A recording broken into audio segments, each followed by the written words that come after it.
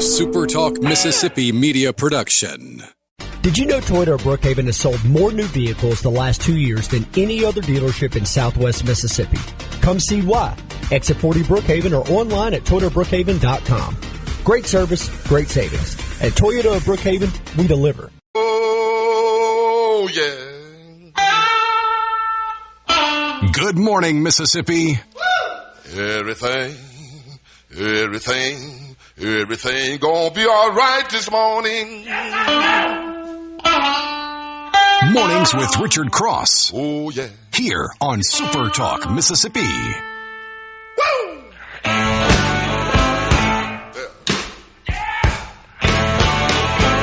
Now, when I was a young boy, at the age of 5, my mother said I was gonna be the greatest man alive. But now I'm a man. Good morning. Welcome.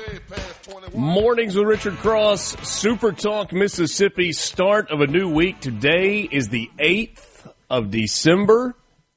It scoots by for college students across the state of Mississippi. This is it. Finals week and then that long break. And I know it makes me old every time, or it makes me sound old every time I say it, but Lance, it's a lot longer Christmas break than we got when we were in school. I think so. Yeah. I mean, I don't remember getting all the breaks, but you know, I do. I think maybe summer we weren't quite as busy with stuff either. Sometimes. Well, that may be true.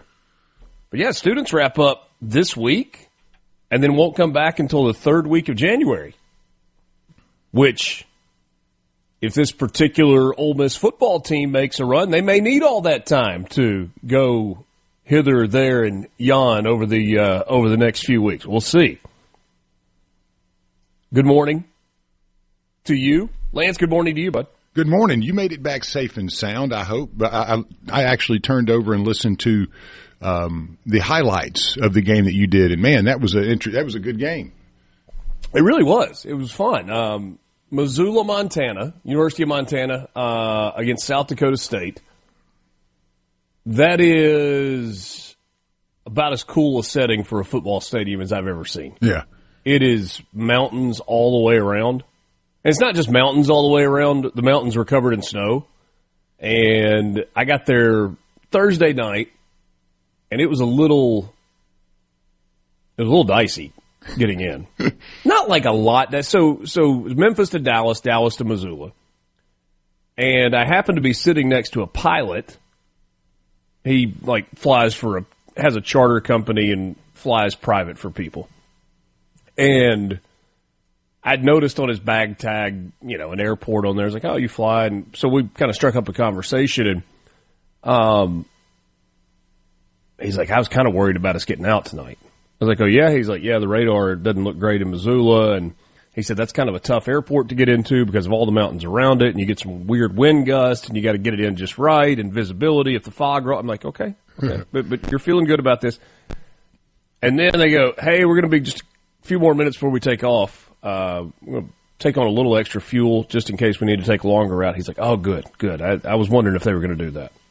I'm like, all right, I think this guy knows what he's talking about. And then he goes, here's what I think they're going to do. And he pulls out his phone, and he's got, some app for pilots. And he's like, see, these are the charts that you use to go into the Missoula airport. And this is your normal approach. And this is like a secondary approach. And then there's this one that we're going to take, I think, that is only available for commercial airlines in bad weather. And it's like a big, long loop-around approach. So I'm like, brother, you feel good about this? He said, oh, absolutely. This is great. And then, so we flew in, and, I mean, it was like snowing when we landed. Probably, I don't know, 3 or 4 inches of snow on the ground, but it was melting pretty quickly. And we touched down, and he goes, ooh, good landing. I was like, all right, if he feels good about this, so do I. It was really smooth getting in. And then it snowed some Friday night, and then not at all on Saturday. Fun football game. Man, Missoula's gorgeous. Yeah, that's a part of the country.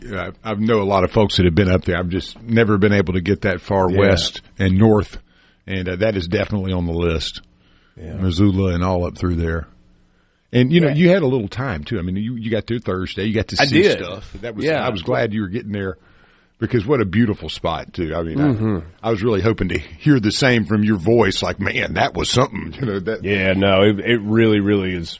And I love Montana. I've been a couple of times. It's just absolutely gorgeous. But it was kind of a – Jane and I were talking about this last night, and Montana kind of feels like our people. Right? You know how people are just friendly and love to be outdoors, and you can kind of look around and see how people are dressed or what they're driving or whatever, and you're like, okay, that guy hunts, he fishes.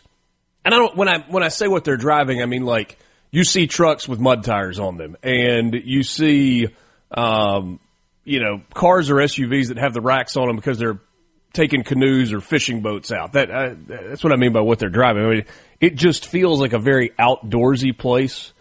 People are incredibly friendly. Lance, I absolutely ate at a place that you would drive from Jackson, Mississippi to Missoula, Montana to eat. It's so much your kind of place. What was the dining? I mean, like, what kind of victuals were they? It was called the Missoula Club, and it was burgers and beer and milkshakes. Yeah. And that's it. Yeah, that's all you need. And cash only. Like, I pulled out a card. He goes, we're cash only. I was like, oh, yes, you are. How about that? See the sign on the wall right there behind your head? I got to visit that just to see that. The menu for the entire place. And it was packed after the football game. It's like a maybe 18 inches tall by 12 inches wide. And it's got the Coke logo at the top, and then it's got the little grooves with the letters that you, like, press in. And it was like, these are the hamburger options. It's like single or double, what kind of cheese, onions, pickles, and that's it. And then they had a rack of chips down at the end of the bar you could get. It was great. It is streamlined. Yes. I don't know if they have a health inspector in Montana that checks out the Missoula Club, but the food was fantastic. Great vibe in there. Good music selection. So anyway, yeah, a good weekend. Thank you for asking. You probably got more than you bargained for there. No, I was like literally when I listened to the replay yesterday on some of the it was like the little 5 or 10 minute where they recap it on ESPN. And I could tell that it was a fun game, and I love that area. Like I said, I was hoping that you had enjoyed it and had some food tales. That was exactly what I was wanting: a hamburger with beer and potato chips. It's going to be chilly across most of the state today, and for almost the entire state, the wind is out of the north, so it's going to make it feel a little cooler. Hernando, cloudy early, partly cloudy this afternoon. Your high today just 41. With winds out of the north at 5 to 10 miles an hour. A little bit warmer in Grenada. Sunshine, clouds mixed, high 46. Same winds, 5 to 10. Hattiesburg, warmer still at 54. 10 to 15 mile an hour winds, though, in the hub city. Partly to mostly cloudy. And then Gulfport, cloudy early for you, partly cloudy in the afternoon. High of 56. North winds 10 to 20 miles per hour today in Gulfport. You can join our conversation on the C Spire text line at 601-879-4395. 601-879-4395. That's the C Spire text line. C Spire, customer inspired. Eli Whitney was born on this day in 1765, the inventor of the cotton gin. Born in Westborough, Massachusetts, considered to be one of the most important inventions of all time, I think. That was one of the ones that you had to learn in school. Like, you always learned about Eli Whitney. Like, you didn't learn about the guy who invented the zipper or, the guy who invented the toaster oven, but you always learned about Eli Whitney. Sammy Davis Jr. was born on this day in 1925, the vaudeville stage and screen singer, dancer, actor, and part of the Rat Pack. Born in New York City, the great Sammy Davis Jr. Man, if those walls could talk, Ooh, yeah. The walls of the haunts and the hangouts of the Rat Pack. Jim Morrison, born on this day in 1943, singer-songwriter with the Doors. He was a poet as well. Jim Morrison from Melbourne, Florida. Greg Allman, born on this day, 1947. Organist, guitarist, vocalist. Allman was actually born in Nashville, Tennessee, for the Allman Brothers Band member Greg Allman. Kim Basinger, born on this day. She's 72 today, born on this day in 1953. Batman, among other things. So Kim Basinger was I don't know if she's a Georgia Bulldog, but she was born in Athens, Georgia. Those are some of the birthdays from this day in history. We'll look at some of the big events that have happened as well. We got news headlines for you. We have a metric ton of sports headlines. And Dr. Dan Edney going to join us today. Dr. Dan, the medicine man, the Mississippi Department of Health. All of that coming up. Glad to be with you on this Monday morning. It's Mornings with Richard Cross, Super Talk, Mississippi.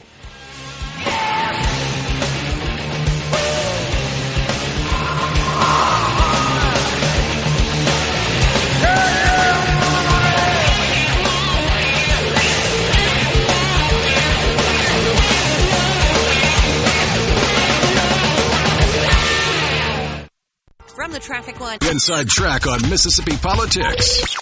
Yeah! Mornings with Richard Cross on Super Talk, Mississippi.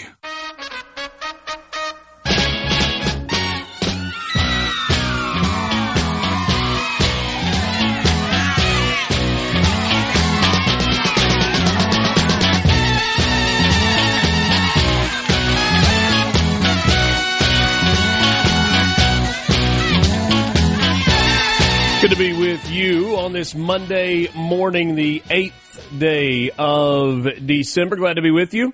You can join us on the C Spire text line. Mornings with Richard Cross, presented by Community Bank, rooted in our community, communitybank.net. This day in 1776, a cold day, I would imagine. In the American Revolutionary War, George Washington's retreating army crossed the Delaware River from New Jersey to Pennsylvania.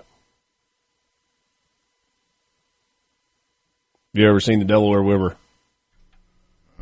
It's not small. It was a little icy then, too, I think, right? You ever cross that area from Jersey to Philly? It's not warm either. I don't know if it's warm in September there. It's certainly not on the 8th of December. Yeah, it was icy. Do we have images? Is there a famous painting? There's a painting of him crossing, right, with his hand, like in the jacket, standing there. Mm-hmm. Right there in the face of that cold wind. Oh, yeah, eating it. Today in 1863, Abraham Lincoln issued his amnesty proclamation and his plan for the reconstruction of the South. A few years later, 1886, with Samuel Gompers elected as its first president, the American Federation of Labor, formed by 26 craft unions, the AFL. That was the beginning of unions in the United States. And on this day in 1941, one day after the United States was bombed by the Japanese at Pearl Harbor,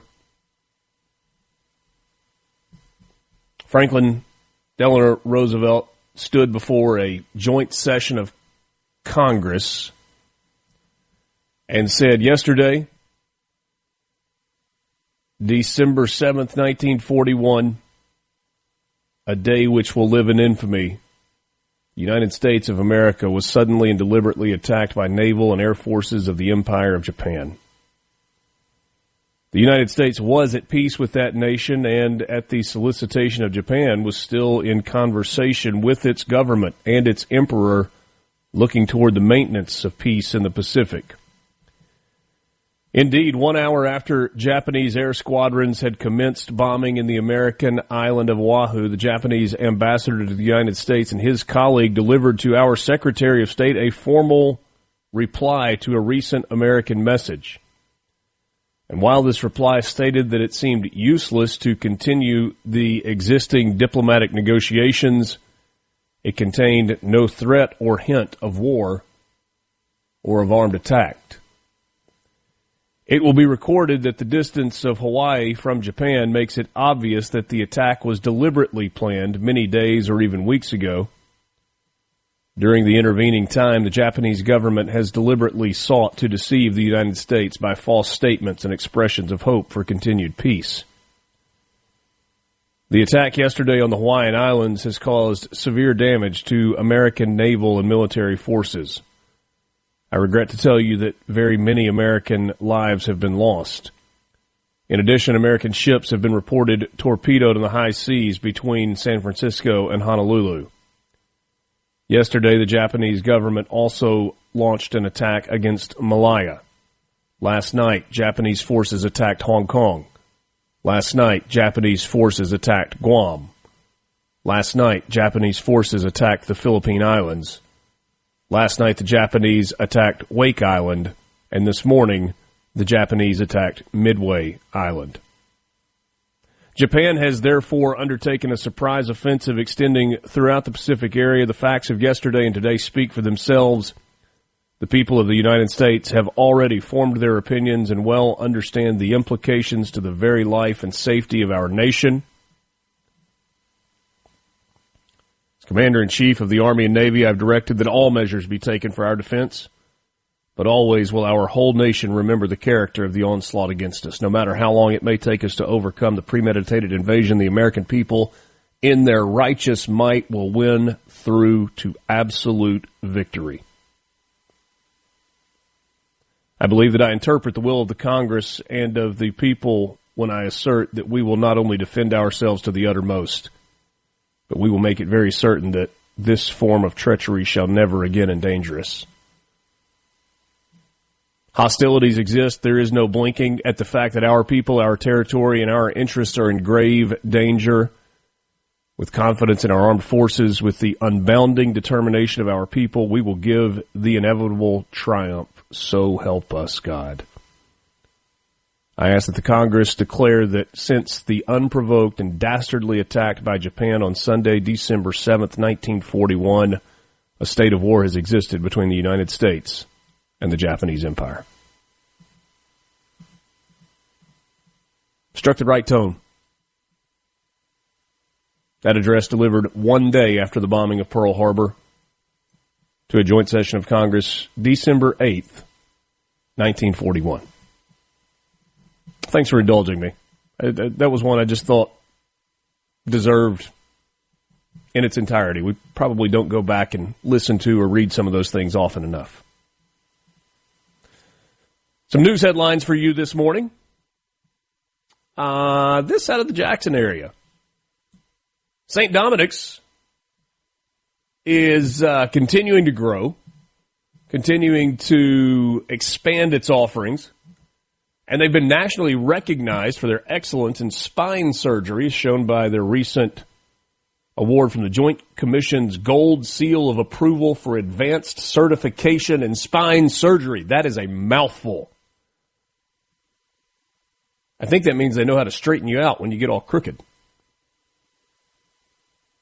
Probably actually means a whole lot more than that, but means they're really good at straightening you out when you... Hospital officials said the award underscores the hospital's commitment to safer procedures, better recovery outcomes, and stronger continuity of care for patients. St. Dom was the only Mississippi healthcare organization to receive the gold honor, which goes annually to hospitals that demonstrate exceptional quality, safety, and consistency in specialized spine care. So great news there. There is an antebellum courthouse in a small town in Mississippi that might need your help. Donations are being sought to save the Jacinto Courthouse from falling in, as engineers warn that the building's iconic cupola is at risk of collapsing. The Jacinto Courthouse was built in 1854. It's one of North Mississippi's oldest historic structures. It was once the centerpiece of a bustling town, but now just remains a cherished landmark for those who live in Alcorn County and the surrounding areas. Time and weather have taken their toll on the building. The original bracing beneath the cupola has rotted, leaving the bronze roof dome unstable. Now, they have what they call the Jacinto Foundation, obviously to take care of things in that part of Alcorn County, which is asking the public for donations to repair it. The cupola could fall at any time. Charlotte Foster is the executive director, and she said it's like pulling out that one little piece in Jenga. It may fall today, or it may fall within 2 to 4 years, but it will fall, and when it does, it takes part of the roof with it. We don't have the money to fix the roof, and then we lose a treasure that's been here since 1854. Cost to repair the cupola bracing expected to be around $15,000.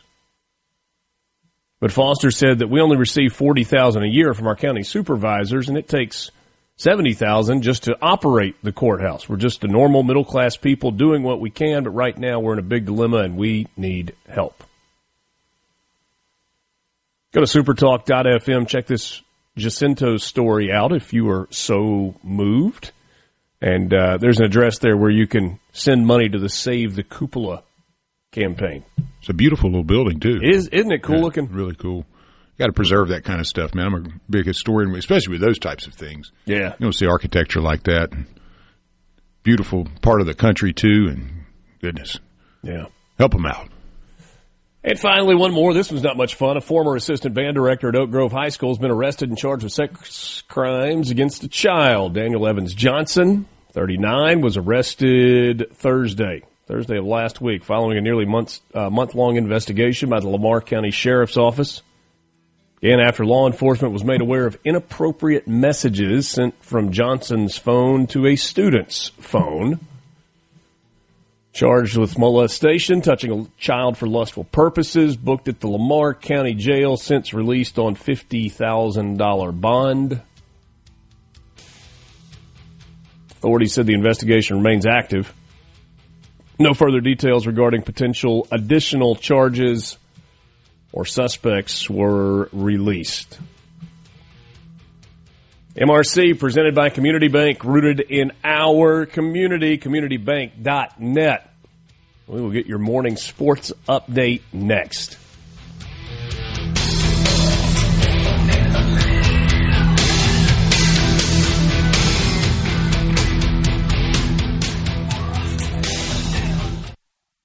From the Seabrook. Cross. What's up? Let's get the show going. Super Talk, Mississippi.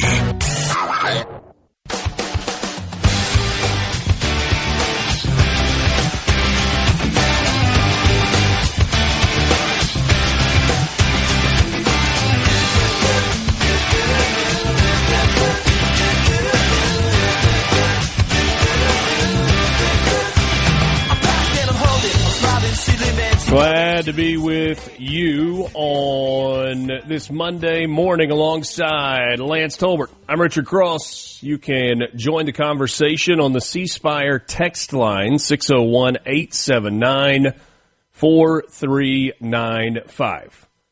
We have so much to get to in the sports world this morning. This may spill over a little bit. You'll just have to bear with me on that front.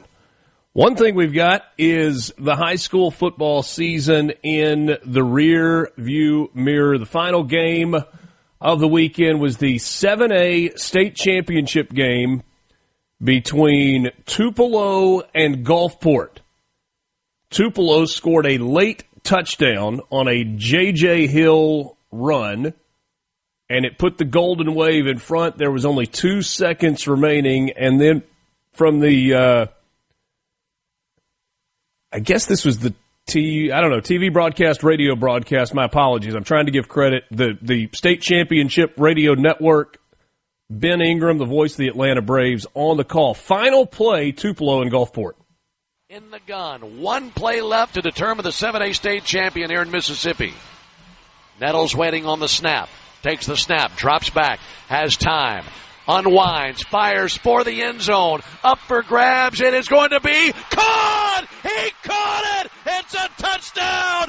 Milan Stubbs, and we're tied! A miracle in Starkville, a 33-yard pass on the last play of the game, and an extra point will win it for the Admirals. That tied it at 20. The extra point was good. Gulfport won 21-20 over Tupelo. That was Ben Ingram on the call with the state championship broadcast there as well. So outstanding. What a win. What a heartbreaking loss for Tupelo. What an incredible win for Gulfport. Other finals from state championship games, East Webster over Heidelberg, 28-16. Raleigh beat Noxubee County, 12-6. That was the trio of games on Saturday. There were a pair of games on Friday. High-scoring game between Warren Central and Hattiesburg. It was Warren Central 56-34 over the Hattiesburg Tigers. Low-scoring game between Columbia and Kosciuszko. Wildcats over the Whippets 6-0. It all got started on Thursday. A bit of a surprise. First, you had Calhoun City winning 14-8 over Simmons. And the prohibitive favorite to win it all was the West Point Green Wave. Brookhaven had other plans. 31-19, Brookhaven over West Point to win the 5A state championship. What a high school football season, Lance. Beginning to end, just great. Oh, we had a blast. And, there was really no overly dominant team in 7A this year. Yeah. It kind of reminded you a little bit of the SEC, where there were a lot of great teams, but nobody overly dominant. Tupelo looked to be the best team in the state, it seemed. Had a chance to repeat. But, man, Gulfport, what a season. Covered them from tip to toe.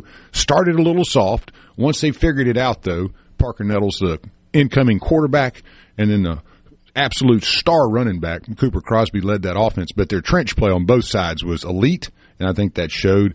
But, again, congratulations to Gulfport. First time ever to win that state title, and that was a big one. I mean, did it in style, too, Yeah. Final college football playoff rankings came out at about 11:30 yesterday morning. Start at 25 and work our way to 1. North Texas at 25 after dropping the American Conference Championship game to Tulane. James Madison wins the Sun Belt. They finished 24th in the poll. Then it's Iowa, Georgia Tech, and Houston, 23, 22, 21. Tulane at number 20. Virginia 19, Michigan 18, Arizona 17, Southern Cal 16, Utah 15. Vanderbilt finishes the year ranked 14th. One spot behind the Texas Longhorns at 13. Then it was BYU at 12. Then it was Notre Dame at 11. Top 10, what really matters, because 2 of your participants in the college football playoff were ranked 20 and 24. By virtue of being 2 of the 5 highest-ranked conference champions regardless of league, which meant you had to be in the top 10. There were going to be 7 at-large spots available. Indiana, 13-0, number 1 overall. Ohio State, despite losing to Indiana, gets the number 2 seed. Georgia stays put at 3 after beating the brakes off of Alabama in the SEC championship game. Texas Tech did the same thing to BYU in the Big 12 championship game. They stay at 4. Oregon at 5, Ole Miss at 6, where they were a week ago. Texas A&M 7, Oklahoma 8, Alabama 9, and the Miami Hurricanes 10. All kinds of controversy as there were 2 spots for 3 teams at the end of this. The 3 teams were Alabama, Miami, and Notre Dame. Going into the final poll, Notre Dame was ranked ahead of Miami. Neither team played in the final weekend of the regular season, and yet Miami moved in front of Notre Dame, which did not sit well with Notre Dame. Tell you more about that in just a second. Right now, we'll give you the bracket. We start with the 12-5 game, the 5-seed Oregon. On Saturday night, December 20th, will host the 12-seed James Madison out of the Sun Belt. On Saturday afternoon at 2:30 Central Time, December 20th, the Ole Miss Rebels, the 6th seed, will host a team that they have already beaten this year, the Tulane Green Wave. Beat them 45-10, so a 5-touchdown victory. Going to run it back, or try to. On Saturday morning, December the 20th, 11 a.m. from College Station, it's the number 7 seed Texas A&M Aggies. Just one loss on the year, hosting the aforementioned 10 seed Miami Hurricanes, the last at-large team into the field. And then finally, on Friday night, December 19th, 7 o'clock, under the lights at what they call the Palace on the Prairie, number 8 seed Oklahoma will host number 9 seed Alabama. The top 4 seeds get a first-round bye. The winner of JMU and Oregon will meet Texas Tech in the Orange Bowl. The winner of Alabama-Oklahoma will meet Indiana in the Rose Bowl. The winner of Tulane-Ole Miss will meet Georgia in the Sugar Bowl. And Miami-Texas A&M's winner will hook up with the number 2 seed Ohio State in the Cotton Bowl. Now, if you did any digging yesterday, kind of thinking ahead, there is one thing that you discovered with absolute clarity. A deep run in these playoffs is really stinking expensive for fans. Really expensive. With that said, for a majority of Ole Miss fans, based on where you live, you got about as good a draw as you could get, getting a home game and then a trip that is drivable for most to New Orleans should you choose to go. Now, after that, it gets a little dicey with the Fiesta Bowl in Tempe is the semifinal site and the championship site down in Miami. So I said we'd tell you more about Notre Dame because the Irish are crying golden tears in the shadow of touchdown Jesus. They have taken their ball and gone home. Notre Dame Athletic Director Pete Bavacqua told ESPN that the program was in utter disbelief and shock after being left out of the 12-team college football playoff. As a result, the Fighting Irish said that the team has decided, despite their 10-2 record, not to participate in a bowl game. Statement from the school: as a team, we've decided to withdraw our name from consideration for a bowl game following this season. We appreciate all the support from our families and fans. We're hoping to bring the 12th national title to South Bend in 2026, as they have been hoping for the last 38 years. Hope springs eternal. It's a good thing. I understand the heartbreak and the frustration. I also understand Hunter Yurichek's inability to put together coherent, complete sentences to explain what the committee did in that room, which makes you believe even more that the committee does what they want to do and then they try to shape a narrative around it. You know, I actually think there are a lot of people, given the tools that this college football playoff committee has, that could select the field. I know they got to have administrators and former football coaches. No, I actually think there are a lot of people that can do that. But clearly, even within the administration world and football coach world, there aren't a lot of great communicators. I wonder if being a great communicator should be the first rule for entry onto the college football playoff committee.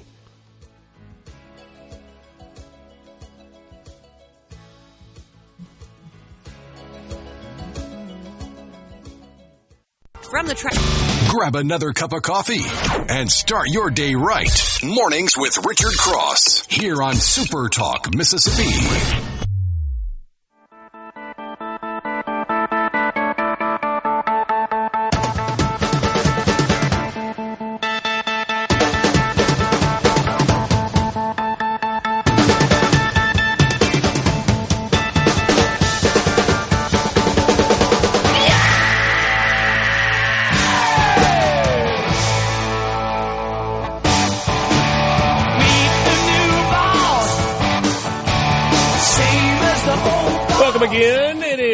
Mornings with Richard Cross, SuperTalk, Mississippi. As a reminder, if you were in college football playoff mode and hedging your bets for where things might end up and you booked hotel rooms a while back and you need to cancel those rooms, don't forget to do that.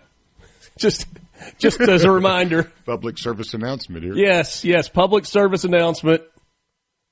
I'm not going to need that room in Dallas. I just canceled that and not going to have to worry about that one. This is Mornings with Richard Cross. It's time for your lottery update brought to you by the Mississippi Lottery. So much happening at the Mississippi Lottery. Let's check in with them this morning. MSLottery.com is the place for you to keep up with all of the action. No jackpot winner on Saturday for Powerball, which means we get to do it again tonight with an $875 million estimated jackpot, a cash value nearly $404 million. Saturday night's numbers were 13, 14, 26, 28, 44 with a Powerball of 7 and a power play multiplier of 2. Mega Millions is up to $60 million. I think there was a winner early last week on Mega Millions, and so congratulations on that. You got new games that are rolling out from the Mississippi Lottery. Last week, the Lottery Claims Office, they didn't have to dig too deep into their pocket, paid out just $444,000. Retailers, on the other hand, paid out $4.8 million in winnings. Congratulations to all of you who won. Be sure to check out your local lottery retailers for your chance to win, and I'm going to have to do that tonight on that Powerball ticket. So check it out. MSLottery.com. Your morning sports update each and every morning is brought to you by Pearl River Resort. Visit them online at pearlriverresort.com, your destination for casino thrills, family fun, and live entertainment. Pearl River Resort. All right, so we got the state championship games discussed. We got our kind of initial conversations about the college football playoff discussed. Now what else have we got? Well, we got Southern Miss going to a bowl game. The Southern Mississippi Golden Eagles headed to the New Orleans Bowl to take on Western Kentucky. It's a game that Southern Miss has played in a number of times lately. I had a chance to visit with Jeremy McClain last week, the athletics director at Southern Miss, and he felt reasonably optimistic about this being the destination. Western Kentucky, Southern Miss accepted that invitation. It's the 25th annual New Orleans Bowl inside the Caesars Superdome. Kickoff at 4:30 Central on Tuesday, December 23rd. 8-4 Western Kentucky team. They went 6-2 in Conference USA. And this Southern Miss team will be playing in that ball game after a 7-5 mark and a 5-3 record in the Sun Belt. But the Golden Eagles will be playing in that game with an interim head coach because after just 1 year with Southern Miss, Charles Huff is headed to Memphis. Quickly turned Southern Miss from a team that went 1-11 into a 7-5 squad that just earned its first bowl berth in 3 seasons. The +6 win improvement tied with Kennesaw State for the best in the FBS this season. Charles Huff at Memphis succeeds Ryan Silverfield, who went 50-24 across 6 years with the Tigers before being hired by the Arkansas Razorbacks. Lance, this is one of those that is it's a disappointment, maybe even an extreme disappointment, but it's not terribly surprising, one, and given the job that he did in just 1 year, from where Southern Miss was to where they are. I know the season didn't finish exactly the way they would have liked to. You keep Braylon Braxton healthy, that's perhaps a little bit different story. Pretty good run this year for Charles Huff in 1 year in Hattiesburg. Yeah, I mean, you turned it around. That was the point, right? You brought in a lot of players that competed hard. You had a heck of a first half of the season. Second half, as you said, a little bit light on the loafers, but that happens sometimes. It just wore down. But a heck of a job, and hate to see him leave. Hey, I was really impressed with what he did there. And I know a lot of the guys that that were on the team who stuck it out said, "This guy, you don't mess around with him, man. You do what he says." Yes, sir. And Jeremy McClain, in an announcement to the team yesterday, named Blake Anderson as the interim head coach, and a national search is underway for the future leader of the Golden Eagles. Be interesting to see what direction they go there. There is an all-time great from Hattiesburg that a lot of people expect to be back in Oxford on Pete Golding's staff, in Derek Nix, that will be on the radar of at least some. One of the all-time great people in college football, Derek Nix. He was a stud as a player, too. Oh, yeah. We got more sports news. We'll sprinkle it in with you. It's Mornings with Richard Cross, 7 o'clock hour on the way right after the news.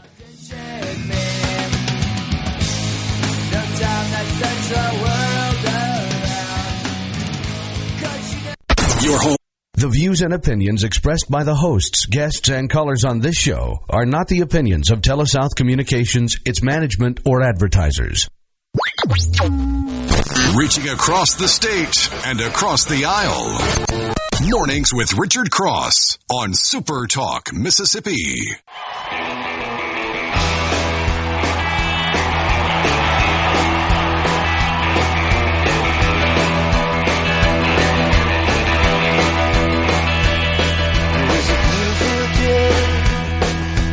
Sunny town, have my radio on. I was driving. 7 o'clock hour. Welcome again. Mornings with Richard Cross, presented by Community Bank. At Community Bank, we're more than just a place to manage your money. We're your neighbors, your partners, and your trusted financial advisors.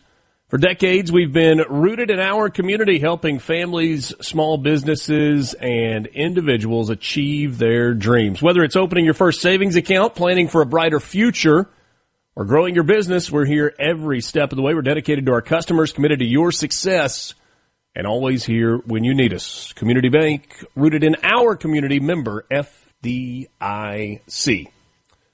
Love to hear from you.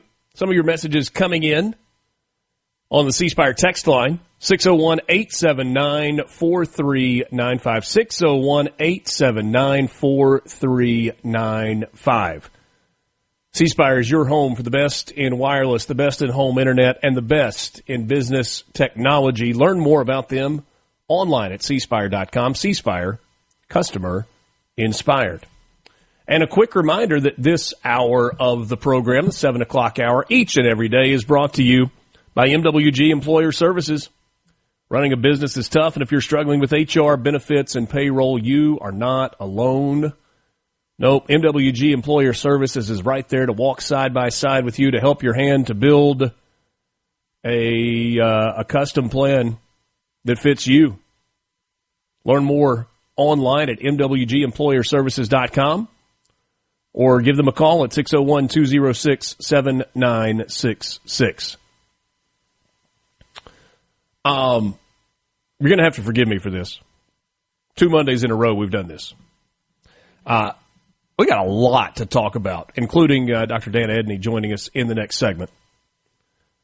But Lance, I've said to you before, and I was talking with Jane about this last night, it's like I'm looking for that one story that grabs your attention, that everybody's talking about. That's what we start the 7 o'clock hour with each morning. And the simple fact of the matter is everybody's talking about football. Everybody's talking about football with the college football playoff coming, the biggest sporting event in the history of the state of Mississippi coming to Oxford in 12 days, when Ole Miss will host a college football playoff game at Vaught Hemingway Stadium. But it's not just Ole Miss. It's Southern Miss going to a bowl game. And it's Mississippi State going to a bowl game. Not expected. And yet there were some teams that opted out of games, and so there were slots to fill, and Mississippi State, based on their academic progress rating, gets an invitation to play in a bowl game. It's the 27th bowl game all time that the Bulldogs will play in. They're going to play in the Duke's Mayo Bowl. Isn't that the one where you get dumped with mayo if you win it, the coach? Yes, sir. Yeah, there it is. Yes, sir. And I guess Jeff Lebby would be more than happy to have a vat of mayonnaise dumped over his head. Hey, for a W, yeah. Bring it on.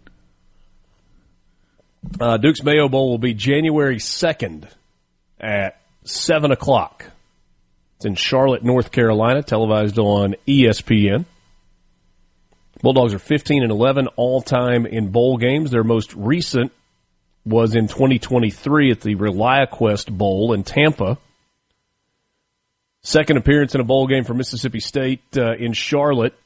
Last time they did it, 2015, it was what was then the Belk Bowl. And Mississippi State beat NC State that year. Mississippi State going to have a new defensive coordinator. And it's one of those scenarios where things that are old become new again. Zach Arnett was the defensive coordinator the last couple of years under Mike Leach.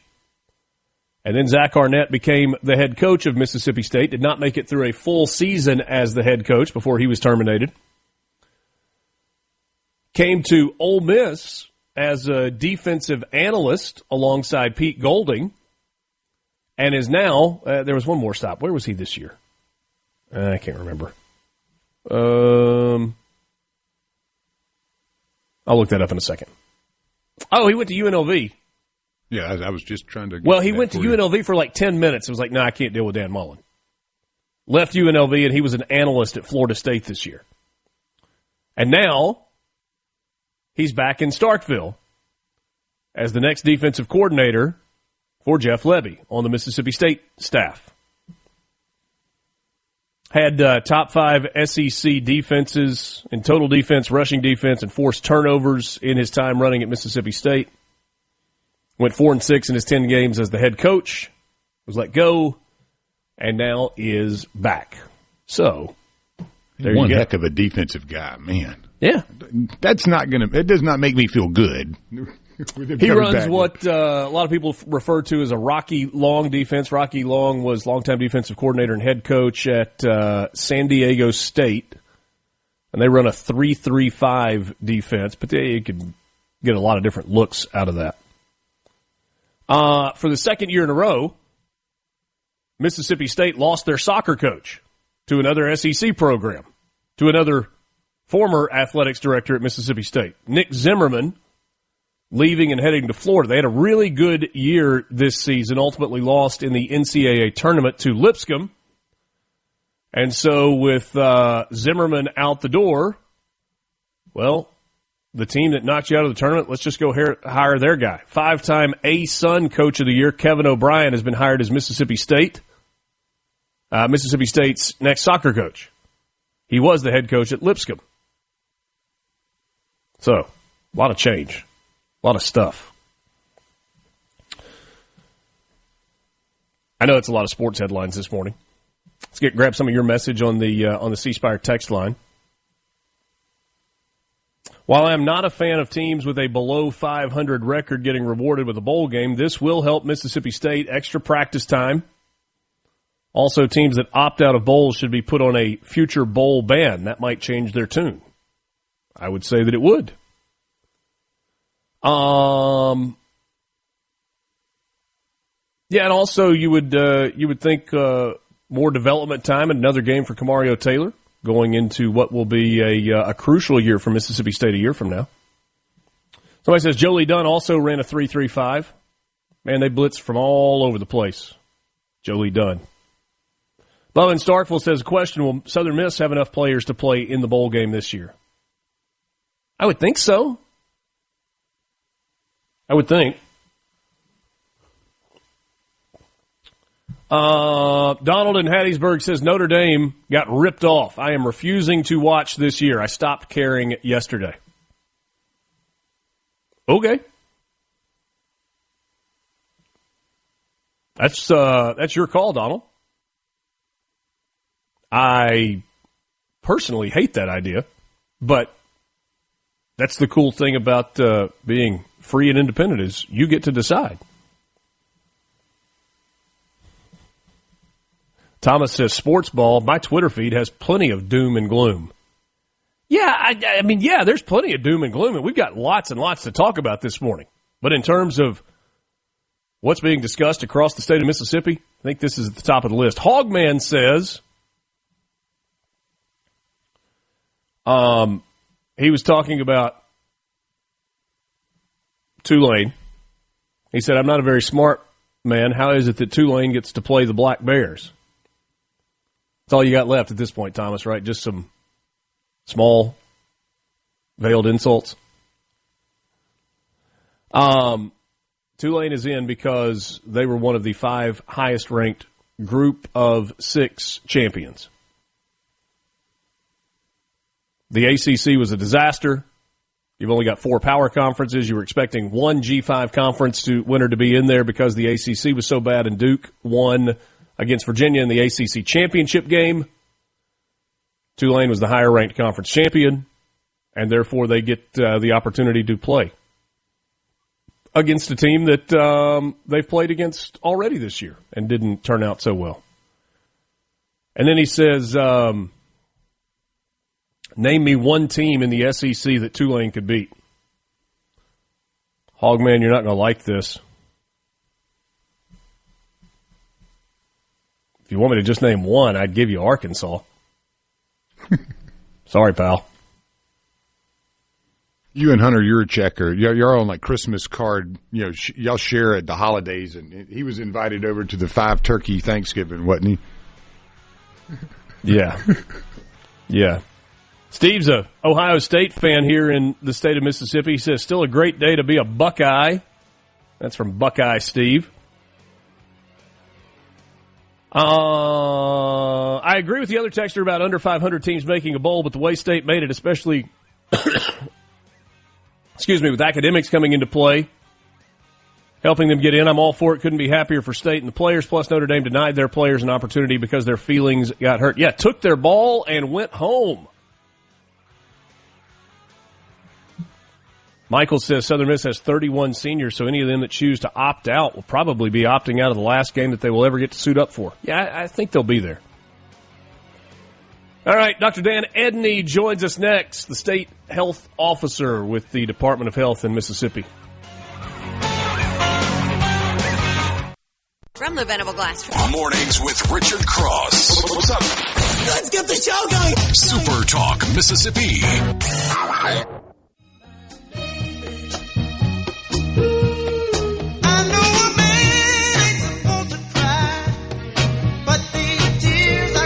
Monday morning, new week, the 8th of December. Thanks for joining us. It is Mornings with Richard Cross, presented by Community Bank, online at communitybank.net. Dr. Dan Edney joins us this morning. Dr. Dan, the medicine man, always a pleasure to visit with the state's chief health officer with the Mississippi Department of Health. Dr. Dan, good morning to you. Hey, good morning, Richard. How are you doing? I'm doing well. Thank you. Appreciate Excellent. You coming in. Good to see you bright and early to start a new week. Always glad to be with y'all. Flu shots. I had somebody tell me a couple of days ago that the effectiveness of flu shots this year may not be what it has been at times in recent years. I know you are, at least in the past, have always been in favor of getting that flu shot if it's available to you, or wherever it's available. What can you tell us about flu shots this year? Yeah, there is a different strain that we're seeing at the beginning of flu season. It emerged in South America towards the latter part of their flu season, so it was not picked up in time to incorporate into our formulation of the flu vaccine. And that's how we come up with our formulation every year. The flu just constantly shifts year to year, and we look at the opposite hemisphere and see what's going on because their flu season's before ours. However, it is still effective in terms of the other typical strains that we're going to see, and it still helps mitigate, that more aggressive strain. So the flu shot always is one of our vaccines that may not keep you from getting the flu, but it sure keep you from dying from the flu. Yeah. And I've been taking my flu shot since I was in medical school in the 1980s, and I can't remember the last time I had a case of flu, despite, examining flu patients constantly every flu season. One of the things that has been pretty effective in recent years is if you feel like you have the flu and you get to the doctor fairly quickly, there are some medicines that you can get that can knock it out way faster than what we traditionally think of. Because There's that cold that makes you feel bad, and then there's the flu that knocks you out and puts you in the bed for a week. Those are not the same things. And that is a key point. When it always triggered me as a practicing doctor for over 30 years when people kept saying the flu shot gave me the flu, when it is scientifically, medically impossible. There is no live virus in the shot. It's viral particles. But you can have a mild vaccine reaction, have some fever and aches, but that ain't the flu. A bad cold is not the flu. And when you have sure enough flu without any vaccine protection, you're going to be in bed for a week. And I just always chose not to be in bed for a week, so I took my flu shot. Now that I'm 64, I choose to take it so that I don't wind up sick in the hospital. Yeah. Zofluza, is that the most common thing that people are getting now? Yeah, and Tamiflu, if you have the flu, will really shorten the duration. So we have 3 different formulations of the vaccine, including an intranasal version for those who really don't like getting shots. Yeah. And then we have 3 different formulations of actual treatment antiviral for influenza.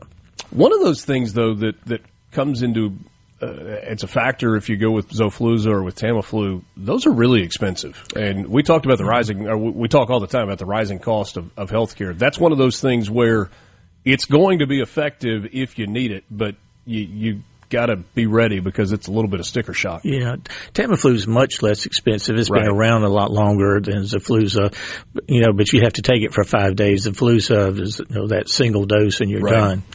But it's I'm just grateful that we have effective therapy.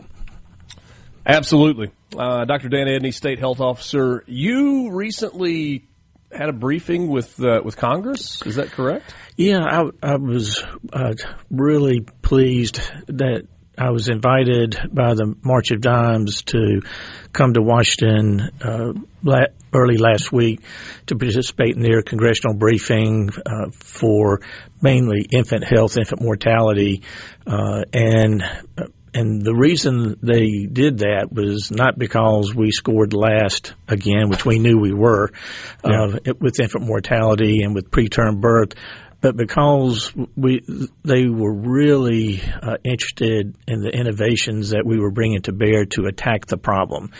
And as I have been saying for the last 3.5 years, we have talked about this enough. We have studied this enough. We've got to do something about it, and we have to do it in a way that makes sense for Mississippians.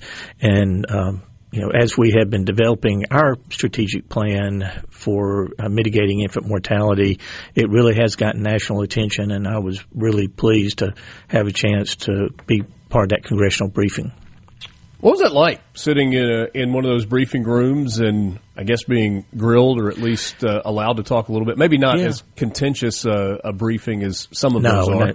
Not at all. It was sharing information, and it wasn't a specific committee. It was both Senate and House members and their staff and lobbyists.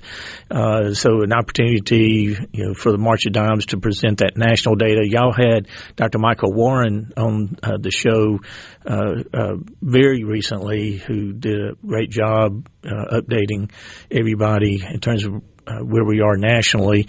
But for me to have the opportunity to say, okay, here's what we're doing in Mississippi because Mississippians care about this.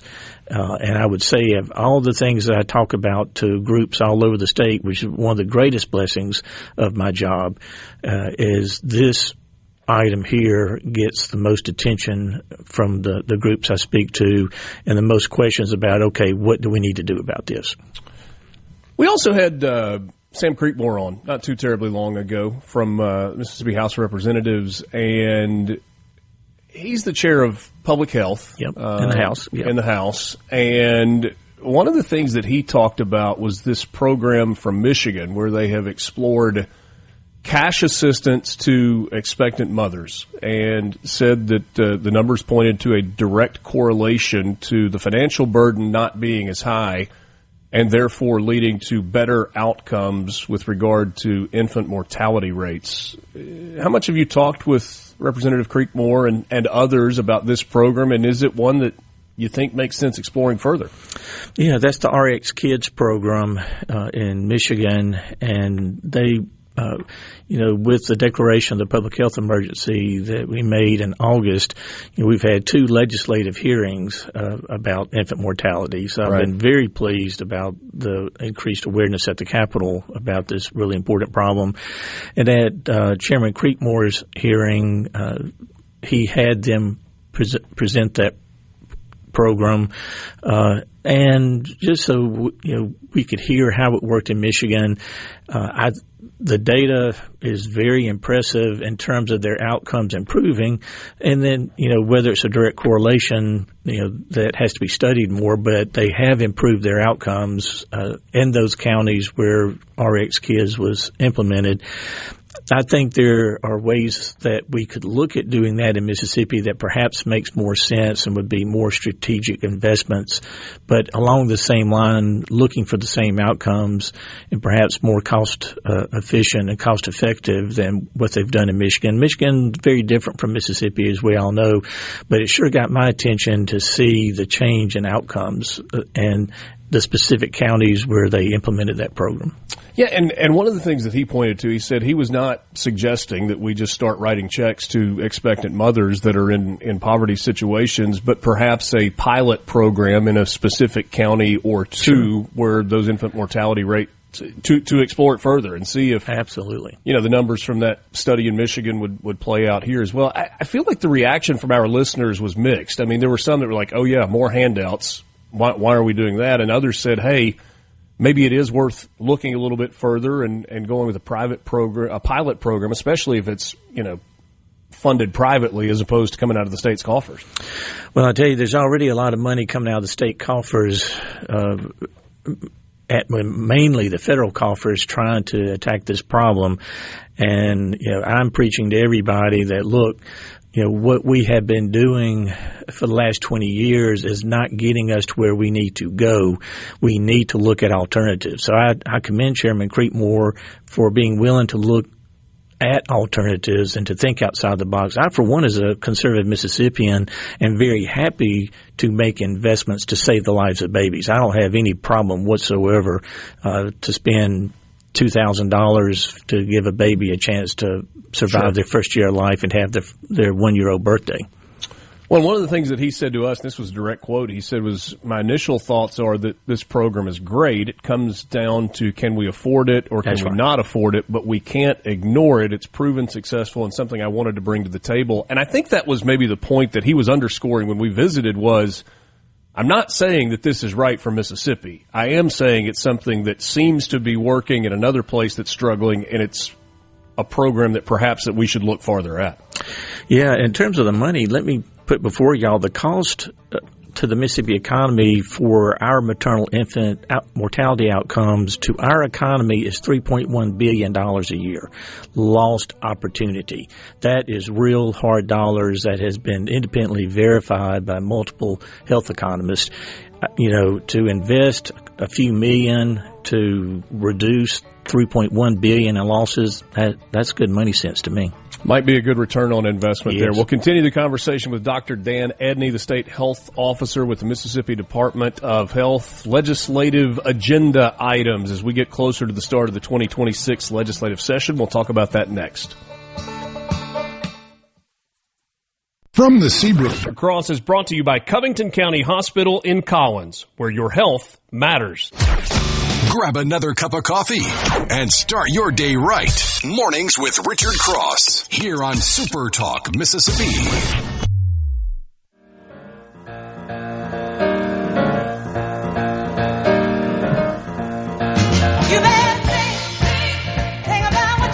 Later this week, SuperTalk Mississippi will be on the road. Sports Talk Mississippi from 3 to 6 on Wednesday, and then from 6 to 7 as well, we'll be at Stone's Jewelry in Tupelo. Going to hear from the owners there, a partnership that they have every year with Sanctuary Hospice in the Tupelo area. They're going to be giving prizes away each hour for monetary donations to Sanctuary Hospice with food there as well. Going to be a great time, and hope you will come by and see us at Sports Talk Mississippi at Stone's Jewelry in Tupelo on Wednesday. Dr. Dan Edney is my guest, the state health officer with the Mississippi Department of Health. He is our chief doctor in the Magnolia State, and as such, you're involved with a lot of political workings as well. And it's hard to believe that we are now less than a month away from the beginning of the 2026 legislative session.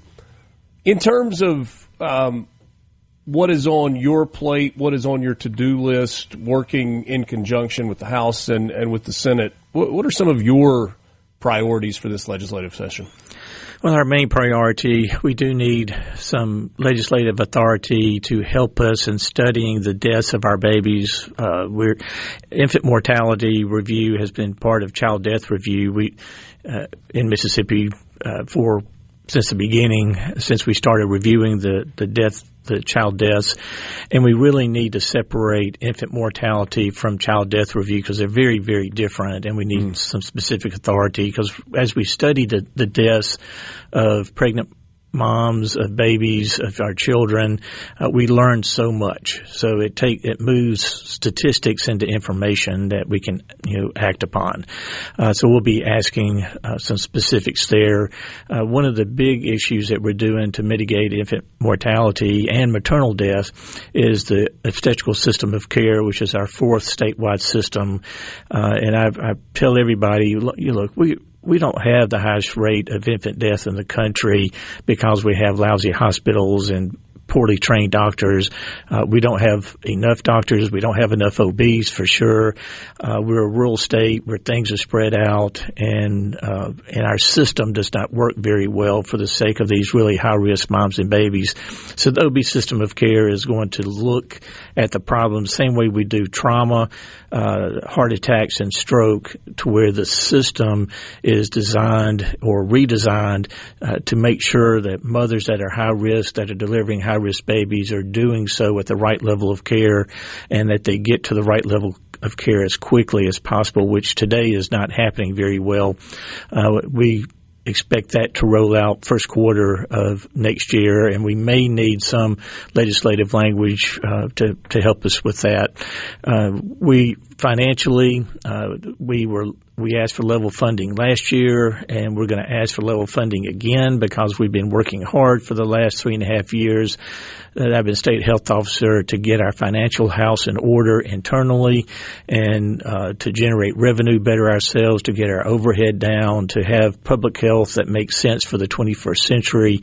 And that has been paying good dividends for the taxpayers of Mississippi, and we'll be asking for level funding once again. And part of that comes by getting fees in order so the taxpayer is not paying for the regulatory work that we're doing for private entities. So every year we get adjustments to those fees so that we can keep those programs at level funding and not be using taxpayer dollars to regulate folks. And you said adjusting overhead. Did you find when you came in, and not as a shot at anybody that was before you, that money was not appropriately being spent? I'm not saying illegally, but maybe just there were better ways to spend some of the money that was in place? Yeah, and I wouldn't say it was inappropriately being spent. It was being spent in old ways. And Dr. Dobbs knew that. And in fact, when he brought me on as chief medical officer, when he was state health officer, he did that because I had private sector expertise in running clinics for a long time. But every time we were going to work on it, we'd get another variant of COVID that would swamp us. So I knew that when I became state health officer that we had an inefficient public health system, and that was very expensive to run, did not achieve the access to care that I wanted to see, nor that he wanted to see, and also really stretched our workforce. And so we've been working that problem for the last 3 years, and moving to a more consolidated regional model instead of just an old county-based model that doesn't work for anybody. It doesn't work for hospitals, doesn't work for clinics, and it doesn't work for health departments. And we're really starting to see nice dividends from that for the taxpayers. Forgive my bluntness, but we are too fat as a state. Yes, we are. We can use other words like obesity and overweight and all of those things, but it really means we're not in shape and we're too fat. And projections show that by 2030, 57%, it's more than 1 out of 2 if my math adds up, of Mississippians are going to be classified as obese. Very worrisome. What are we doing? So let me tell you what I'm very worried about. What are we not doing, maybe? Well, we're not moving, except we're moving our hands from the plate to the mouth too much, but we're not moving our bodies like we did, certainly when I was a kid. My biggest concern is not just our obesity rates, but our child obesity rates, and that's going up. The last kids count report, I think we were like 42% of our children were seriously overweight, and adults are more like 35-36%, which is way too high. But when we see children that are more than 42% of our children are significantly overweight, that is setting them up for failure with their health. And there are good programs to impact this.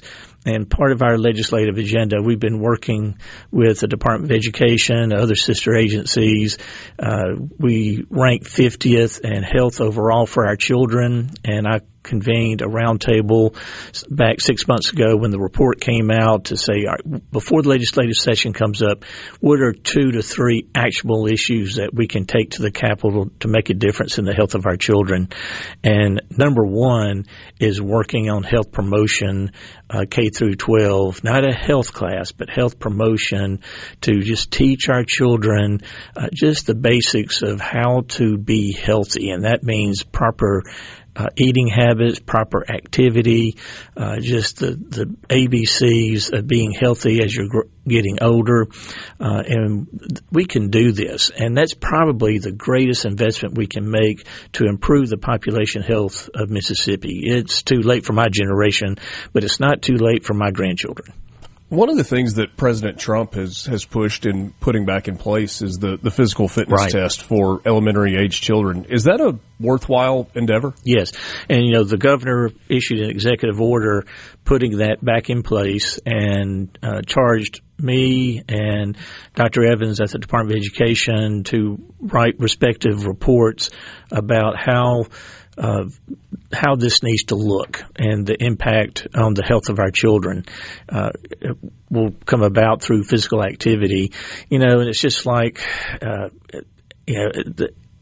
we took away driver's ed, and then we started seeing more vehicle accidents with teenagers and increased mortality rate with kids in car wrecks. And so we put driver's ed back in recently. We're just having to do the same thing. We're having to get mandatory physical activity back into the schools, but we've got to marry that with proper nutrition education. And those two things, just basic nutritional education with physical activity promotion, can revolutionize the health of our children, which will revolutionize the health of the population as they're getting older. But right now, if we don't change course, then in 30 years, we're going to have a tsunami of heart attacks and strokes. All of this is kind of interconnected as well when we're talking about infant mortality rates. Yes. Did I read that correctly, that the leading cause of infant mortality comes from obesity in expectant mothers? It does, and by a mile. So the highest risk for preterm birth in our state comes from unhealthy weight of the mother. 44% of our preterm births, the mother has an unhealthy weight. The next highest risk factor is high blood pressure. That's only 11%. Oh, wow. Of the preterm births, Richard. And then you go to diabetes, which drops to like 1.5%. Smoking is about the same. So, putting all the other risk factors together doesn't touch the risk of obesity. But generally speaking, when you've got a mother that is obese while pregnant, she could very well have that diabetes issue or high blood pressure issue as well, right? She likely will. But what we have to do, and this is where that K through 12 health promotion comes in, if you don't teach a young lady that being unhealthy with your weight puts you at risk of you dying and definitely puts the risk of your baby dying very high, she's not going to know. So we have to educate our younger people into these issues. Dr. Dan Edney, he is the state health officer with the Mississippi Department of Health. Always enjoy the visits. Thanks so much for coming by. Thank you so much. We'll talk to you again soon. It's Dr. Dan Edney joining us this morning. Mornings with Richard Cross, Super Talk, Mississippi. We've got more coming up with you. We're going to wrap up the 7 o'clock hour and then roll into the final hour of the show. Thanks for joining us. We're back right after this.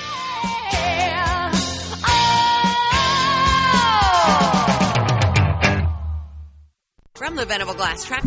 A deep dive into the news and debates driving the day. All on your ride to work.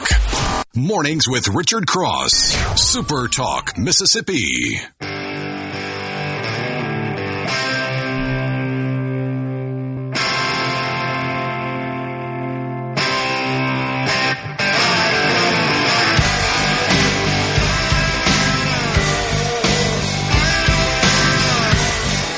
Appreciate Dr. Dan Edney joining us this morning as we roll on with Mornings with Richard Cross. JT Mitchell will be by at the end of the 8 o'clock hour. We'll talk with him about some news headlines and what the Super Talk Mississippi news team is working on this week. Always enjoy visiting with JT. Just a lovely fella.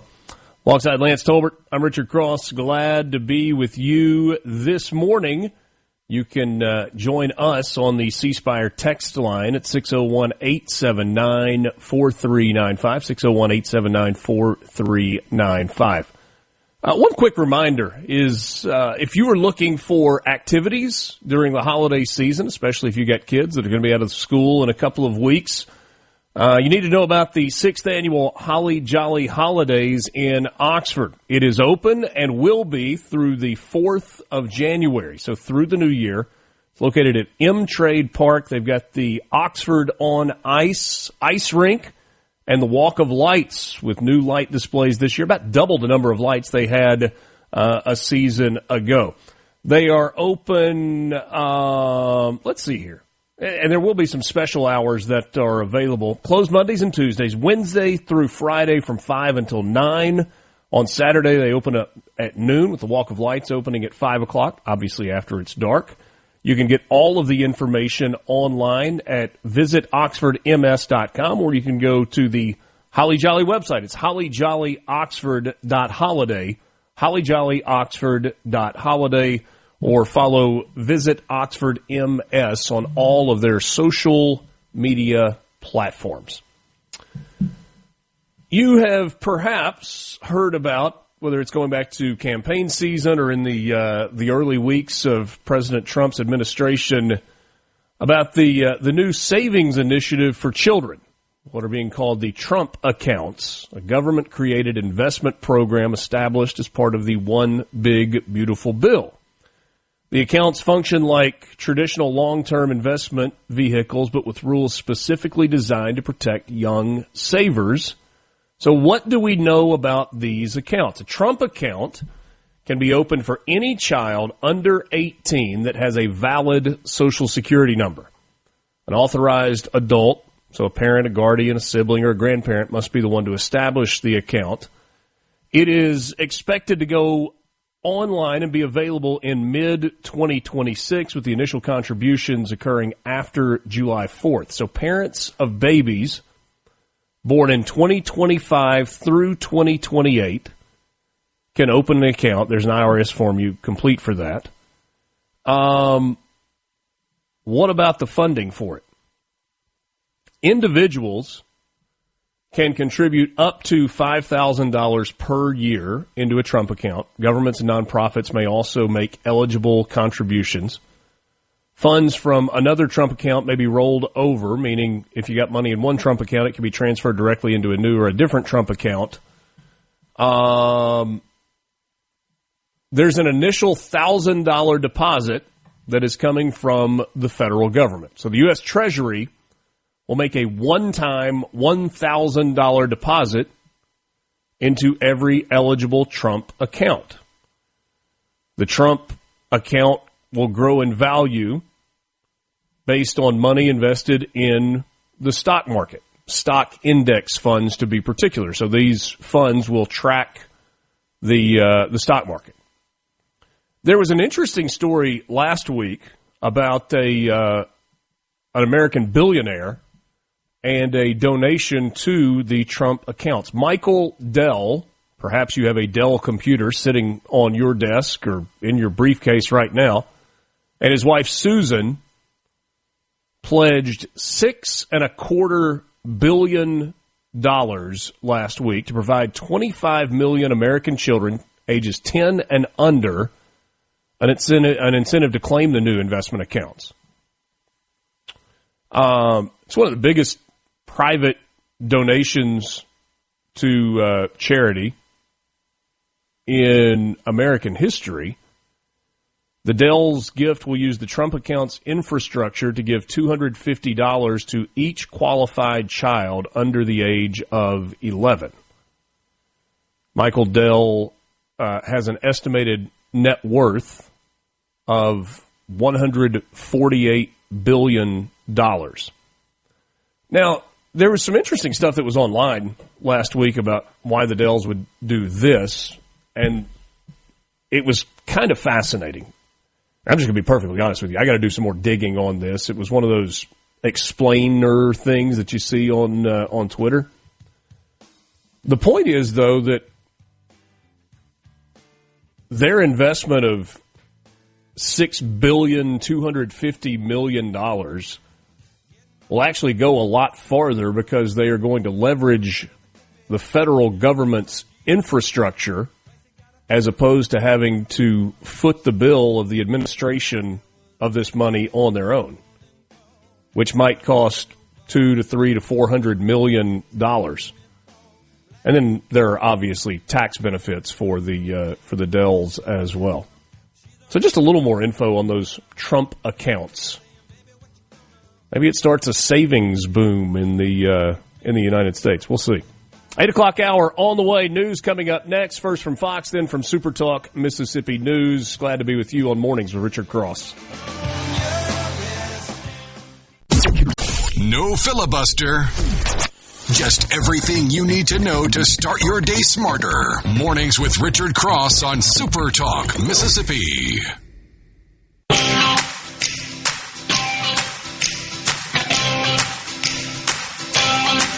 Well, I love a rainy night. I love a rainy night. I love to hear the thunder, watch the lightning when it lights up the sky. You know it makes me feel good. Well, I love a rainy night. Such a beautiful sight. I love to feel the rain on my face, taste the rain on my lips. Good to be with you. Mornings with Richard Cross. Monday morning, December 8th. Thanks for joining us. Mornings is brought to you by Community Bank. At Community Bank, we're here for every part of your financial journey, looking to manage your personal finances. Our banking services make it simple, secure, and tailored to you. Ready to grow your business? We offer expert guidance and custom solutions to help your business thrive. Dreaming of a new home? Our mortgage specialists are here to make the process seamless, all designed with you in mind. We're more than just a bank. We're your partner for life's biggest moments. Community Bank, rooted in our community. Member FDIC, equal housing lender.